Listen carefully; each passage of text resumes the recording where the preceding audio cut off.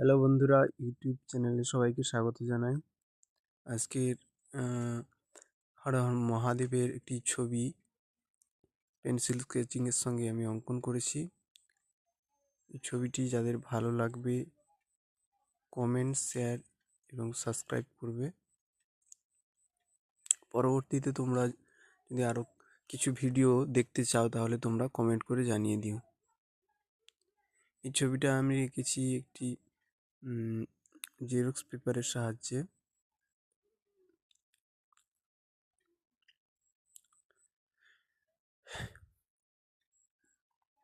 প্রথমে এন্ডেলুমিস মেথডের দ্বারা এই ছবিটি আগে স্কেচ করে নিয়েছি। স্কেচ করার পর ধীরে ধীরে শেডিং করেছি।